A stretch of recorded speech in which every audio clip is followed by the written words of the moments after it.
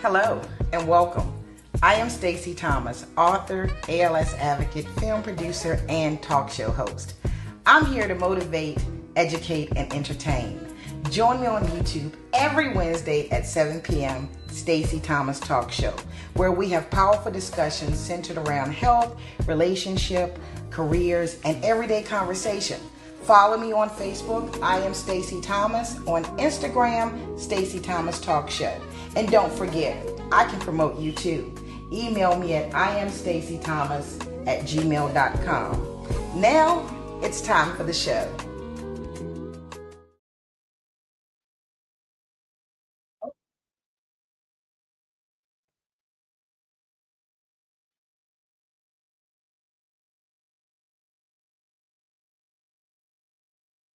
Hey, everybody. Don't ask me what happened there. Connected to Instagram, and I had two videos playing saying the same thing at different times.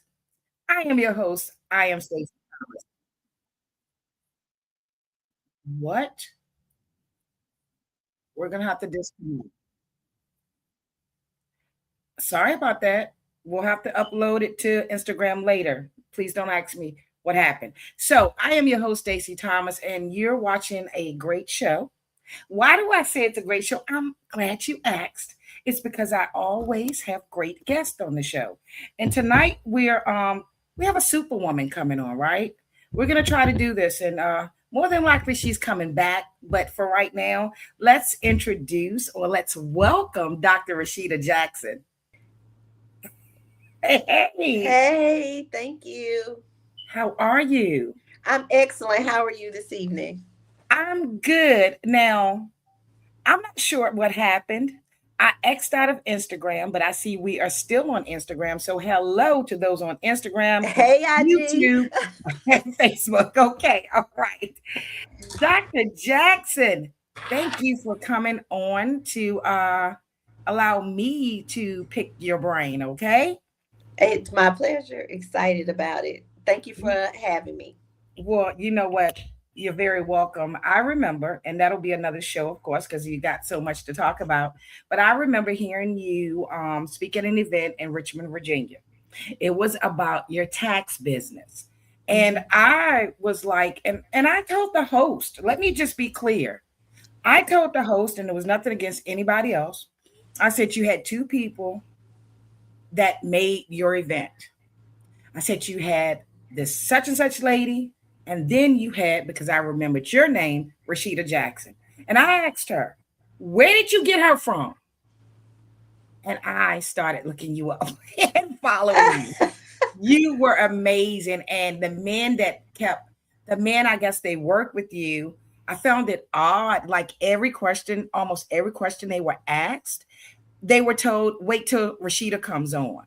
Wait till Rasheda comes on. Wait till Rasheda comes on. Oh And my goodness. I'm going to be very honest with you. I'm thinking to myself, who is this Rasheda? I'm wondering too. But but when you came on, you showed up and showed out, sister. So congratulations on all you're doing. Thank you. Thank you so much. So in trying to figure out exactly what we were gonna do tonight, I said, you know what, pick something, Stacy. Pray on the show because I know people are gonna be blessed. You wear a lot of hats, right? You wear a lot of hats, but something that surprised me, not that I looked at you and said, oh, she's in the street or anything like that. I didn't think that. But a lot of times people walk around, you're always looking well made up. You're always dressed nice, Rashida. Whenever I see you posting a picture, you always look nice. You look like you have it together. But then I see an interview on YouTube, and Rashida has a powerful story. And it just proves you can't look at people and decide that they don't have something to say either. And you go back to, on one of the interviews, you go back to being a teenage mother, Mhm. right? So I recently, a few months ago, I heard someone talk about a young lady that got pregnant and she was 17, and he said she's ruined her life. I did not like that statement because I believe at 21, when I had a baby, I was in college, it made me a better person. So, can you take me back to how did you go from being a teenage mother to being a CEO? Well, I'm so glad that you made that statement, because it was one of the statements I heard too. And I knew in the depth of my soul, like if my mother and my aunt watch this interview, which they will, because I'm going to post it for them too, they'll understand a little bit more. But I knew that I was just bringing shame and disappointment to my family because I was to be the first one to go to college. I was to be the doctor. I was to do all of the, wonderful things. I mean, I'm a stellar student in the top of my class. I'm on the cheer squad. I'm in SGA. I'm in the newspaper for doing interviews and being a part of MAD and all of these things, right? And traveling and just doing just the A model student. And it was knowing that I was bringing that type of disappointment to my family. I couldn't let them down. So, although I heard the very same statement that this person may have made about that young woman, that you ruined your life, that you're not going to be anything, you're going to be a statistic, your children are going to be a statistic, you're going to be on welfare, how you're not going to be able to accomplish anything. I took every bit of that and I used it for fuel for the fire of determination and of resilience. And I think about there was a cartoon or something they were talking about this a goat that they dropped down in the well, and they were going to bury him alive, and every time they shook dirt on him he would shake it off and pack it under his feet. So before they knew it, he was on the top where he could climb out himself.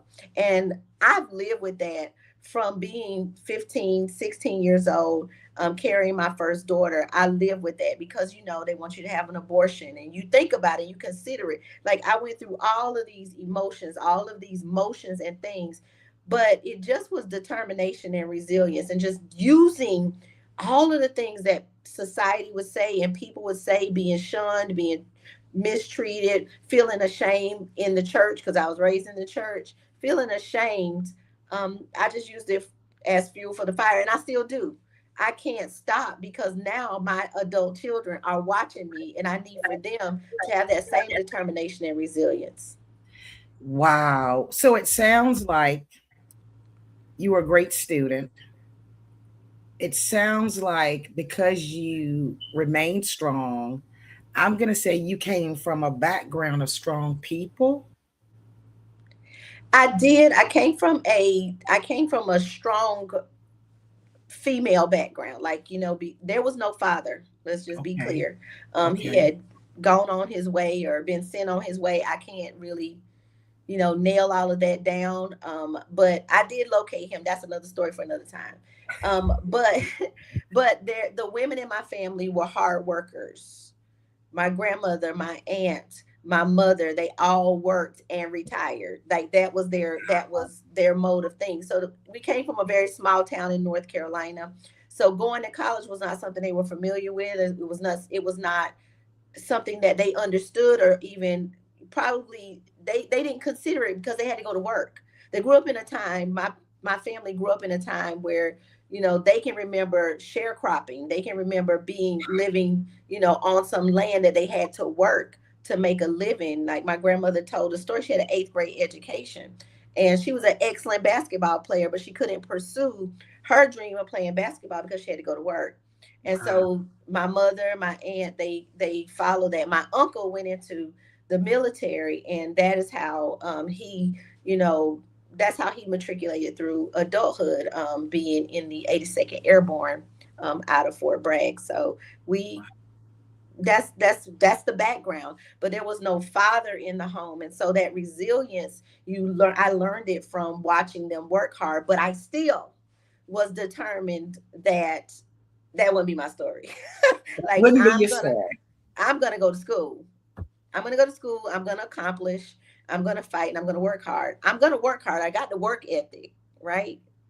But now I need to add something to that. Wow. When you, okay, so you were determined to make great things happen, right? it's one thing to say I'm gonna make it. It's one thing to say I went to college, that's how I got here. It's a Mm-mm. whole nother thing to open your closet and let it all out. What was it that made you decide that you were going to be a testimony and bless someone else with your story? Honestly, Stacy, your opening statement was is my why. That 17-year-old girl that is not sure how she's gonna make it, she's my why. She's my reason for saying I'm gonna tell this story. I don't mind talking about it. I don't mind telling people what I've gone through because she's my why. Because I want her to know that if God did it for me, he can do it for her, but she's got to believe, she got to trust him through this process. This is just, being pregnant, having a baby, doing these things. Okay, so now people know that you had Right. made a mistake, right? But how many people make mistakes every day and they never repent for it, and they never ever come to God and ask for forgiveness because nobody else knew. See her, she's wearing it, right, like a scarlet letter. But Right. she's my why, because I knew that if I fight and I make it and my kids fight and they make it, then anybody that wants it bad enough, they can, and she can, and all of those young girls, they can. So Rashida, you said you went to church, and I gotta ask you because because in this world it takes God, right? But a lot of times when we're younger, we stray away. Well, when we're teenagers or in our 20s, we stray away. But it's always been said, or like it says in the Bible somewhere, I'm not good with quoting scriptures. We'll come back to the way we was Oh raised. yeah. We'll come Oh, back. When you became pregnant at a young age and you decided to tell your story, did you always know it was God that had you?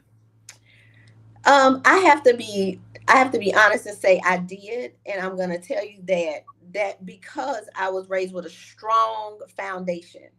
Like that foundation was strong. Let the story be told. 4 days old, my grandma had me wrapped up at the in the doors of the church. Like I was Wow. born on a Thursday. Sunday I went to church. So um I knew that because I knew, I'm not going to say I understood scripture. I'm not going to say I understood who God was in his totality, but I knew he was there. I knew Okay. that I could go to him. I knew that I could conversate. I could talk to him, and whatever challenge I was having, that he was going to help me to get through it. I didn't understand the totality. Like as a young person, you don't even get it really, right? And Right. when we talk about we went to church, it wasn't we went, we had to go. Like even my Right. godmother, even there was no option. I That's think right. about the later teen years, me and my best friends would be out in the club on Saturday night hanging You out. going We to didn't even church? have no business in there. We weren't even old enough, right? This is before Uh-huh. all the 21 to drink. We weren't drinking. We just was on the scene. But we would get home 2, 3 o'clock in the morning. At 9 o'clock, Helen Allen was kicking the door in saying, Gina, Rashida, tomorrow. And she called me Sharita from the day she met me to the day she left this earth. Gina, Sharita, tomorrow. Get up right now. And it was not you going to church, you going to Sunday school. Now Sweetheart. we done been out all night doing all kinds of unseemly things, and we are going to Sunday school. Sweetheart. So We it's went to just two churches. yeah. No matter what time you got home, You we would went to two services on Sunday. too. You going to Sunday school, you going to church, and don't let it be YPHA or some kind of convention or revival or meeting. You going to that too. So to answer the question in whole, you don't have to, as a young person, understand everything that's going on. But as parents, we need to take the responsibility to give our kids at least that foundation. Right. Trying not to raise them like we were raised. I get all of that, but you need to eat, at least teach them what you know. Right. They got to Right. have somewhere to turn Right. to. They got to know that God is real. They got to have somewhere to go, somewhere to turn to. And that just Right. was my foundation. I stand on it until today. I love that. You have some people that'll say, I'm raising my kids differently. I won't Hmm. do like my mother did or my father did, without acknowledging that if you're doing well, if you're grounded, they did something right. They did You know what I something. mean? I raised my children different, so I get that. And when I say I raised them different, no, I did not spare the rod, because they spoiled, but I didn't spare the rod. They'll Uh-huh. tell you that, right? But I raised them different, and let me explain it. You're so good because you're just drawing it out of me. I raised them differently. I raised them with an open door policy. You can come to me, talk to me about anything, and I'm gonna give you an Right. answer. Right. You come lay across this bed, tell me whatever, no judgment, Right. but Right. come and talk to me. Let me in. And I've, until this day now, sometimes my son, I'd be like, don't tell me. I don't, okay, good, I'm good, I don't want to know. He's 30 years old, and I'm You like, sound like sometimes I'm like, me. he but I raised him to be free. I raised him to be open, for them to be able to communicate and talk to me. And now they're all adults, and they're my best friends. They get on the phone like, mommy, guess what? Mommy, you're not gonna believe this. Sometimes I don't believe it.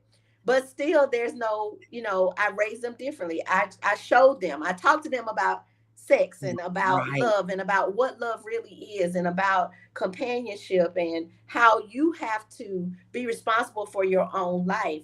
Not knowing, honestly, Stacy, that I had no idea where teenage pregnancy, we where it came from. And it comes from someplace.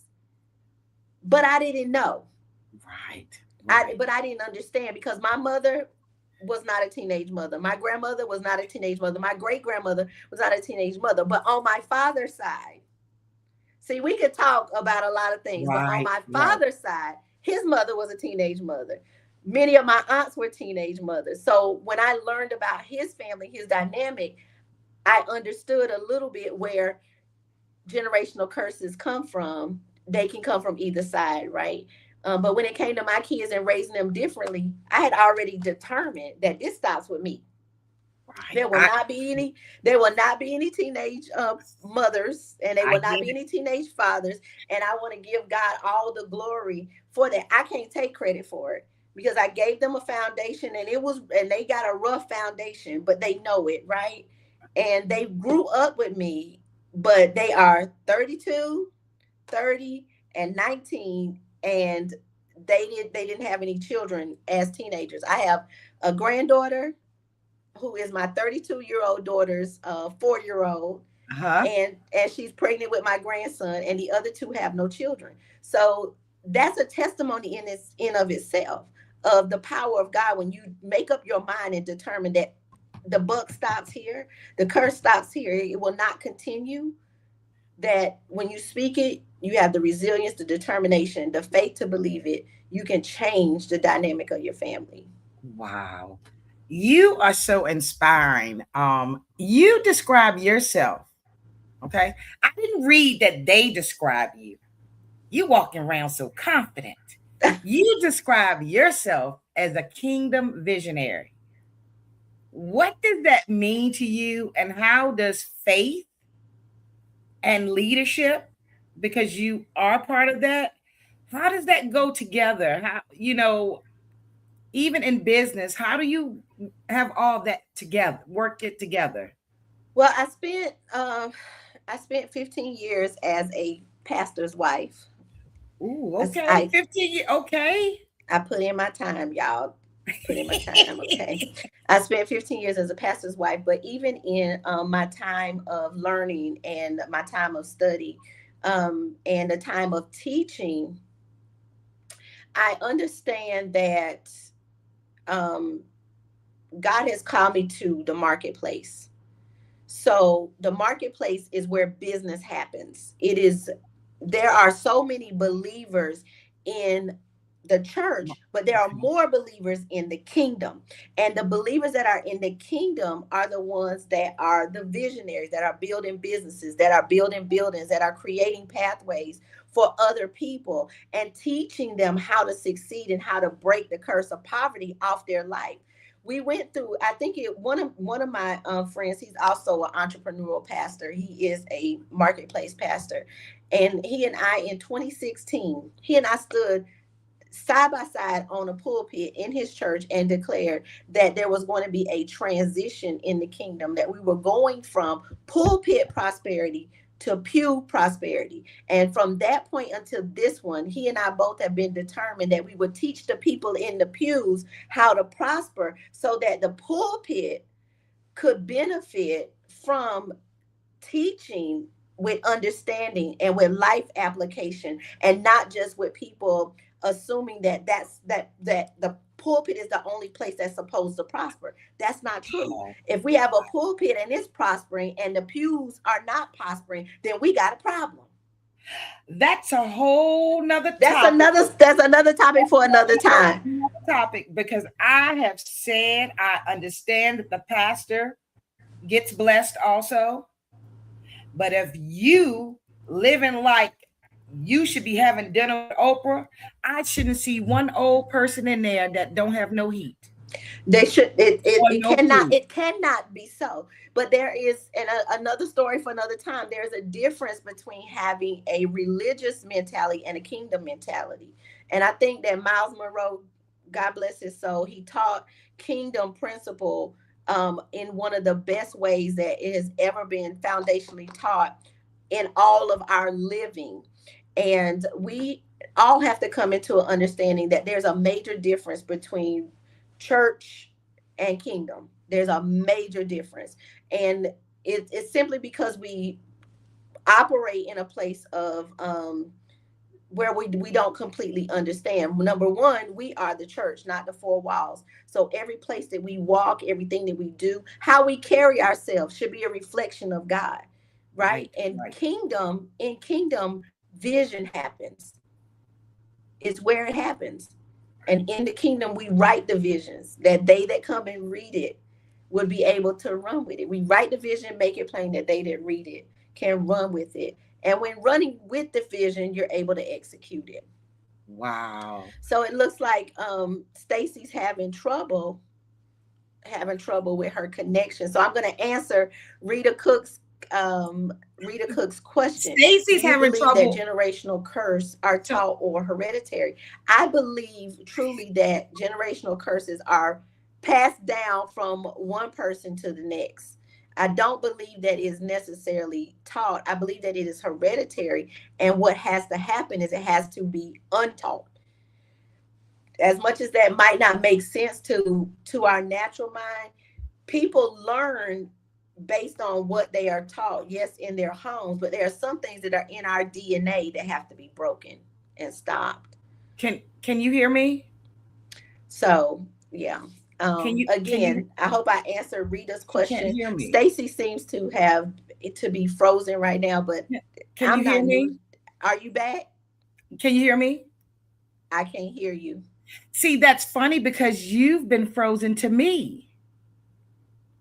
I'm not All sure, right, so but she's that's when what she comes back, happens. I will let her interrupt me. But until then, I'm gonna keep talking because I want to He- keep her show hel- going. Hello? I want you all to understand that this was really an impromptu interview, and I want to talk to you about business and about having vision and why it's so important in this time frame to have business. A lot of people are looking at how the world is going, the transition of the world, and how people are spending gobs and gobs of money and people are being robbed at the same time, right, in this country. But there's a responsibility that each of us have, and that is to live out the life that God has called us to. I want to take this opportunity to tell you that each and every one of you have a purpose. You have a purpose, and God had a plan for your life before you were even formed in your mother's womb. And because of that, you have a responsibility to discover that purpose. Sometimes your purpose comes through trials and tribulations. It comes through hard times. It comes through things like teenage pregnancy. I would have never been able to, I don't think I would have been the person that I am today. And if it had not been for my daughter, my first daughter, and my son who grew up with me. My youngest daughter had the best parent ever because she now had an adult as a parent where they grew up with a teenager. They because I had So my can, second son at 19, so can you my still not second child hear at me? 19. And so with that, Oh, wow. I believe that God is responsible for the success. I can't take the credit for it. And that everybody that can and will must understand that there's a purpose for your life. If you can take your if you can take all of the negative things that have happened in your life and turn it into something positive, that is what God is desiring and wanting for you to do at this present time.